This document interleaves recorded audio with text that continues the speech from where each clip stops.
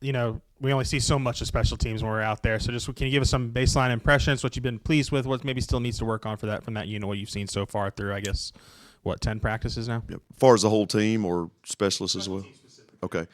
Um, just starting out, kind of talking about our team, there's a huge buy-in with special teams, and that comes from the top down. Coach Silverfield's done a tremendous job of setting the tone, and we've got a great. I love our special team staff. Coach Tillman, Coach Reinhardt, both guys have done a really good job and really connecting with the team. And then our assistant coaches do a really good job with our players. So there's a huge buy-in on special teams as far as a whole team aspect, and I really like what our guys do because they've done a good job of actually in meetings being very attentive, doing a really good job, and then taking it to the field. And being minimal stuff that we have to reteach on the field. They've done a good job with that. As far as our specialist group, I really like our room. I think we got some really good competition going on in there. The guys at kicker, punter, and snapper, they're all guys that want to do well, want to compete, want to be the guy, but also at the same time, are cheering each other on. So I think we got really good camaraderie in there, and really looking forward to seeing what happens as we move forward. Walk us through your mindset maybe as a special teams coach, because that's kind of I feel like across all other positions in football, like being aggressive is always like a very important mindset to have. But with special teams, sometimes like doing the fair catch, right, not returning the kick at the right time is very important. I mean, where do you balance maybe aggression and taking the ball at the 25, making sure you field it cleanly and all that? What do you balance with that? Well, one, I think it's education to the guys. Like making a fair catch on kickoff return or making a fair catch on punt return doesn't mean you're not attacking. We talk about it all the time. I'll give you an example, like the punt returner. You field the ball, you've already got the first down for the offense. You let the ball hit the ground and let it roll. We've now put our offense in a hard situation. And then, we get the guys that are not the punt returners, we get them in a mindset of, man, you got to work your butt off every single time we go out there, because if we get the kick we want, we can make the other team pay. Same thing on kickoff return. Like, we're going to have a go zone. Like, this is the zone where we will return the kick. If the ball's not kicked in that zone, then it's a fair catch. We're going to take the ball on the 25-yard line. Offense is going to be in a good position. What we're not going to do is hurt our team by being aggressive in a unsmart manner. Like, we're going to have rules. We're going to have, hey, this is where we return the ball. This is where we do these types of things. And I think you instill that early of, we have these parameters, and when a team gives you the opportunity that's in that parameter, that's when you attack and you really try to make them pay for it. Coach, in a perfect world, how many scholarship kickers, kickoff specialists, punters, and long snappers do you like to have at one time on scholarship? Perfect world. I'd like to have 100 kickers, 100 punters, 100 snappers. No. I think eventually what we would like to be able to get to is, 7 guys on the roster, 6 of them being compensated in some type of scholarship manner. I think that would be perfect world for us. Right now, I think with us and our team, being that, you have previous guys that were on the team and then we brought guys in, it's probably a little bit all over the place right now. But I think perfect world, you'd want scholarship guys at the 2 deep with each spot. You feel pretty good about the punt return and kick return situation right now? I do. I think we've done a lot of work with the punt returners. We've done a lot of work with the kick returners. I think we are fielding the ball very well. I think we're catching the ball like we want to.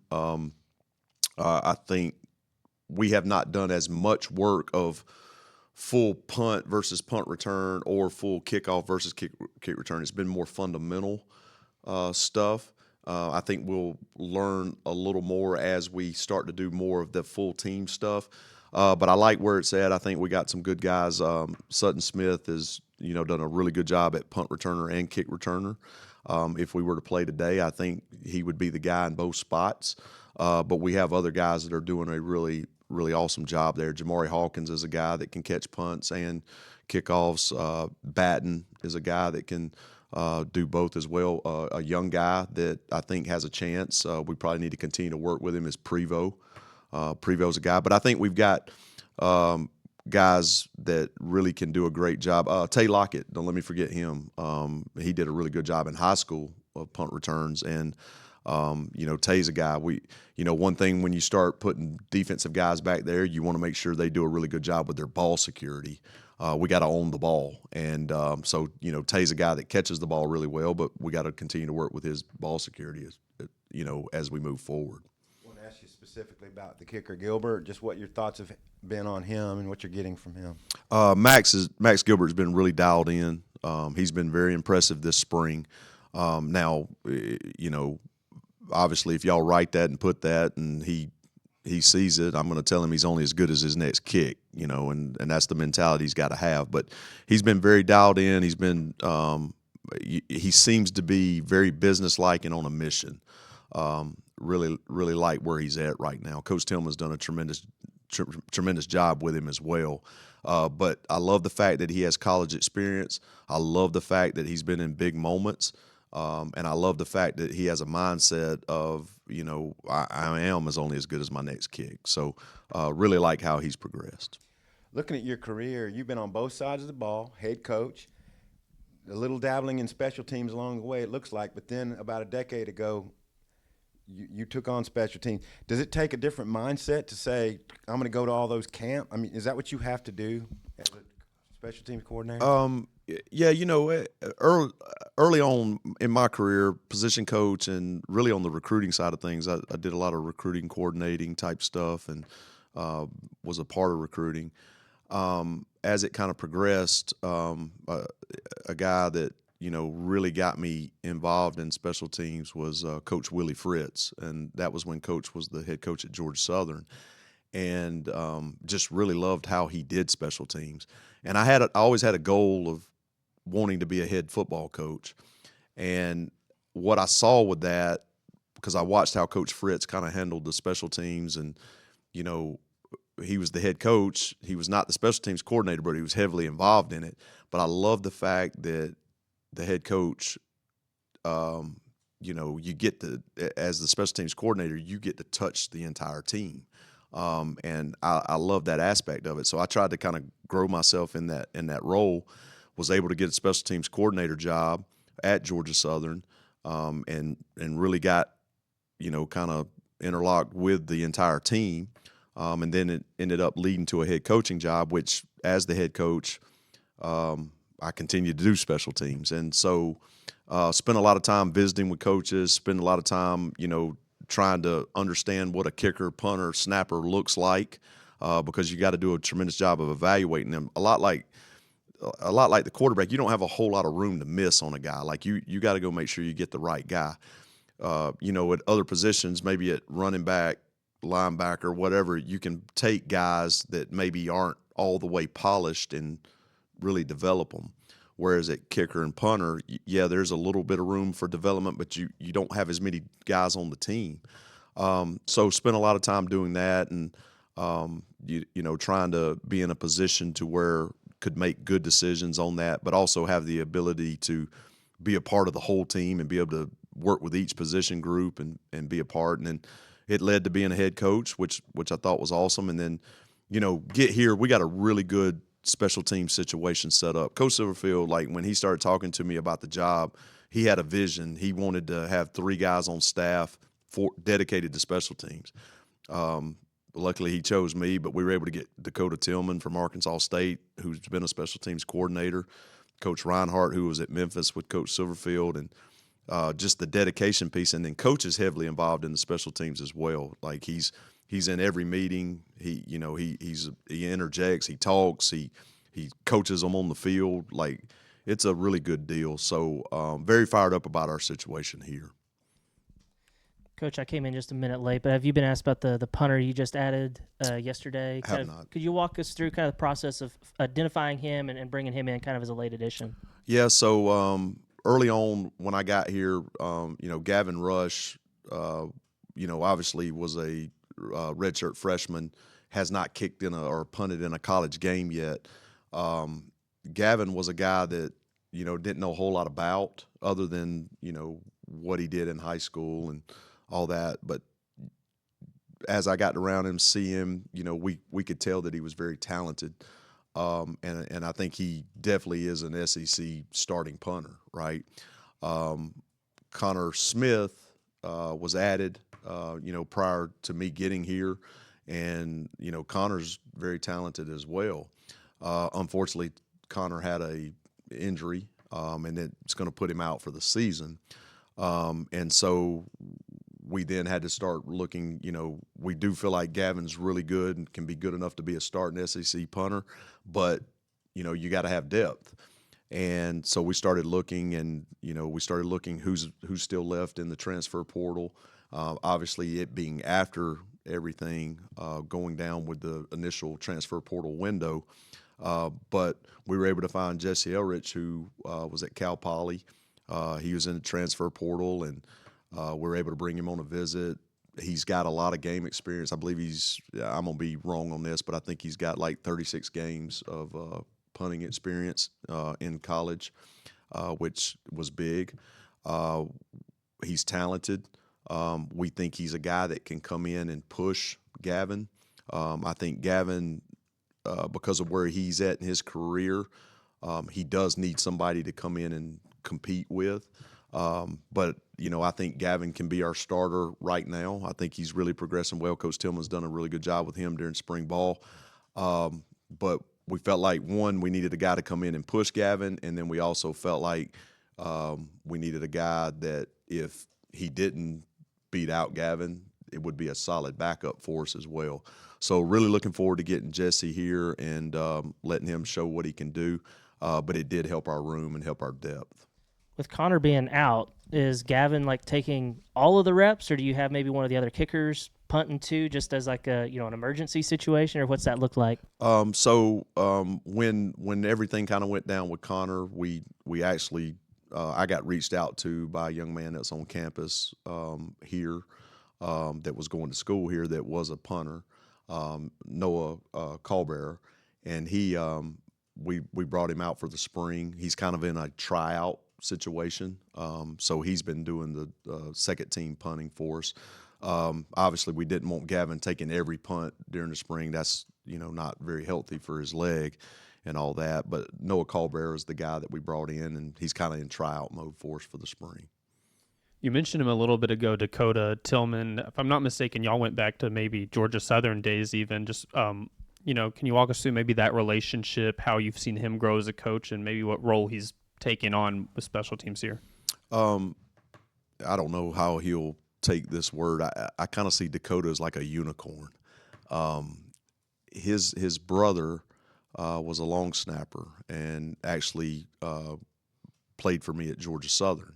Got to get know Dakota in that manner.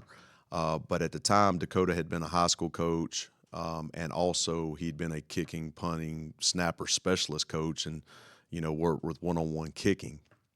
And so kind of got connected in that world as well. Knew that he wanted to get into college coaching, and he got his break at Arkansas State, went to Arkansas State as an analyst, and then got promoted to special teams coordinator.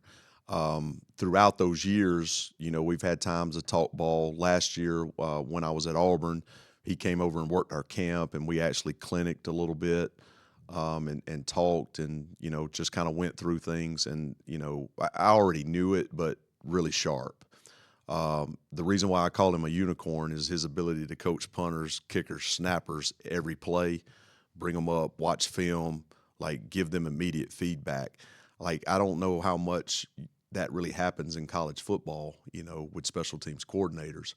So being able to get him to come and be that, but also, too, he's got experience in coordinating. He's really good with the schemes. He's really good with the fundamentals. So he's been a great sounding board for that. And, again, I'll say the same thing on Coach Reinhardt. Coach Reinhardt, he's the same thing with the sounding board piece. I think we got a really good staff put together. This might be a niche question, but I'm sure don't know details too small with special teams. But noticed, as the personal protectors on punt, Maddox Lassiter and Cody Adcock have been doing a lot of that. Just what makes them maybe good guys for that role, and what does somebody need to do to be good at that? I think the philosophy piece at that shield is what I was calling it a shield is. You want physical guys. You want guys that's got mass, guys that can take up space, guys that got punch and can really strike people. But I also think it's important to have a little bit of athleticism back there as well. Being able to move in space, a guy's coming full speed at you instead of just catching the guy, being able to maneuver where you don't get top heavy and get lunging into it, but being able to move my body and control my body and still be physical with it and still be that guy that protects that punter. We've kind of went the tight end route with those bodies. It could be a tight end body, it could be a defensive end body, but guys that are maybe that big skill, composition, and just being able to do things in space and still be physical. I don't think last time you were in here we asked, you were one of the first coaches from outside the Memphis tree to join this staff. I mean, what is your relationship with Ryan Silverfield? How did you guys maybe know each other before coming here to Arkansas? So early on, really got to know Coach Silverfield while I was at FAU. My first year at FAU was with Coach Taggart, and then Coach Taggart left and Coach Herman got the job. And so it was kind of a transition piece for me, and Coach Silverfield had called me and asked, to interview me for a special teams job at Memphis. And we kind of started talking and all that type of stuff. And at the time, I didn't take the job, and luckily he didn't hold it against me.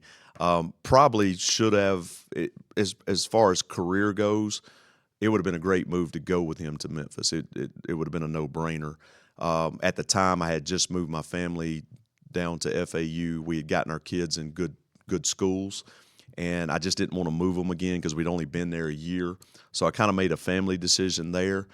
But I stayed in touch with him and, constantly, bugged him, shot him text, the whole thing, and just tried to build a relationship even though we were not working together.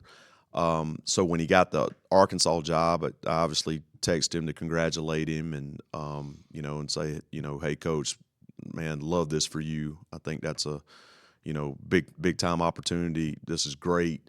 And, he shot me back and said, hey, you want to talk about special teams? And so we got on the phone and Zoom and did a little interview and talked and all that, and it ended up working out.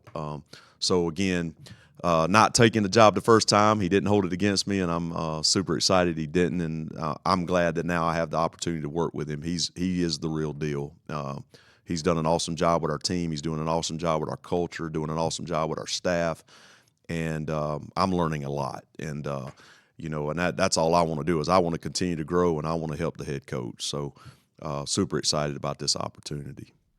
Now, the two guys you first mentioned, at least for punt return and kick returns, Smith and Hawkins, are impact starters potentially. I mean, do you envision a lot of first-string guys are going to, whether it's gunner or blocker or trying to rush the punter? I mean, what's Coach Silverfield allowing you to do maybe with starters at the special team spots? Well, we are obviously going to be very smart about it. You want to build a core group of guys that play teams. So you want those guys that are four-phase guys. And most of the times when you get four-phase guys, those are either backups or third-string guys at positions. But for your team to be good and also to be bought into it, you got to show that you're willing to put starters on special teams as well. Early on, we're teaching them all right now. We very rarely do we go out there and do a special teams where everybody's not involved, except the O-line, quarterbacks, and select D linemen. But, the philosophy with Coach is going to be, hey, we want a starter to at least be starting on one special team, maybe even two. But we'll be smart about that as well. If they're getting huge reps on offense or if they're getting huge reps on defense, then their special teams role may be only one team. It may be two teams, but we'll be smart about that, and we'll still continue to try to build those four-phase guys from our depth. Coach, I'm curious what your philosophy is. I know for the longest time, backup quarterbacks would be the holders. It seems like punters are doing it more now. It's what the previous staff did. Kind of what's your philosophy on who should be the holder? A lot of reasons you'll see the punters become holders is because you got access to them the entire practice. The kickers also get very comfortable with them because they're constantly working with them. I do like to have quarterbacks work holding, though, because you never can have too many of them. But the reason why you would really go more of a specialist being the holder is because you have more access to them. And the kicker, the snapper, everybody gets a little bit more comfortable because they're constantly working with them. A guy that is not with the football team right now because he's running track is Jelani Watkins. He's got obviously a ton of speed. Is he a guy that has been talked about as a potential return man, or is he maybe going to focus on receiver only whenever he comes over? Yeah, absolutely. I mean, anytime you got that type of speed, you want to see if he can be that, could be that return, be that dynamic returner for you. I think when you go into the philosophy of kickoff return and punt return, first and foremost, that our team should be able to tell you, and hopefully by training camp they will know how to tell you that the whole goal on both teams is to possess the ball, period. Give the ball to the offense. That's what we're doing. But anytime that you get a dynamic guy, you want to take advantage of that. So I think Jelani, he's definitely a guy that we want to take a look at just because of his speed. If he catches the ball really well as a returner, that would be something that we would want to look at. And last one for me, I think I heard Coach Silverfield, so correct me if I'm wrong, but I think I heard that you're one of the assistants that isn't going out on the road to recruit. Kind of what's that like for you as a guy that has a background in recruiting? And then I guess is it maybe just a matter of because usually those specialists kind of come to you, for camps and things like that. Well, early on, because of the rule, only 10 coaches could go out. Special teams was maybe more of a thing where you try to do it a little bit more in-house. The specialist world is a little different. They're more likely to travel, come see you. They're more likely to come to your camp so that you can get them evaluated and see them in person. I think, though, the new rule now with being able to have 16 coaches dedicated to it, again, you'd have to ask Coach Silverfield, but I think I'll have the ability to get out and actually go evaluate these guys during spring practice as well, and then get them on campus and do that too. So I think you'll start to see more special teams guys get out now because of the new rule. So again, whatever coach wants, that's what I'm going to do. And if it's to sit in-house and do it, we'll get them all here. If it's to get on the road, do that too. Just whatever job he wants us to do, that's what we're going to do. I guess I missed that rule change. You know when that happened? Very recently. I don't know what date, but it was probably a week or two ago. Yeah. This is a long question, Chad, but I'm thinking back to the Auburn game here last year. They had the momentum going into the halftime because of the pick six. Second half kickoff, you guys returned it. And I wanted to ask you about, was that in your go zone? I don't remember where the kickoff started, goal line, wherever. But then I also think there was a second long return in that game. And can you maybe talk about what that meant for momentum for you guys and how that played into the go zone you have for kicker? Yeah, so early on in the game, I'll say we, because it was at Auburn at the time, but we had a return. We actually went with it, and we got on the sideline looking at the iPad like, wow, all right, we've got this if we'll execute a little bit better. So when we got in at halftime, we actually adjusted the go zone a little bit. I think you may go into a game and say, here's our go zone, right? But then when you kind of get into a game and you see what somebody's trying to do against you, they may be trying to do something different than what you practice. At halftime, we were like, okay, we got this. We're going to make this adjustment. At Auburn, the returner was Rayshon Pleasant, and we were like, hey, we got a shot at this. Here's where our go zone is now. Just to go back to that game, that was a really big momentum play for us because there was momentum going into half, and then we were able to hit a big return coming out of half that set us up to get a score. I think we ended up kicking a field goal, but it was able to put us there. Now, I will tell you this: if we would have executed a little bit better, it should have been a touchdown. And I'm still a little bit bummed out about that. However, you just continue to work with it and all that. Rayshawn was one; he's a really good kickoff returner, and when you got somebody that's a good player like that, you want to try to take advantage of stuff. And so, yes, to answer your question, it was in the goes on, but it was just adjusted a little bit. All right.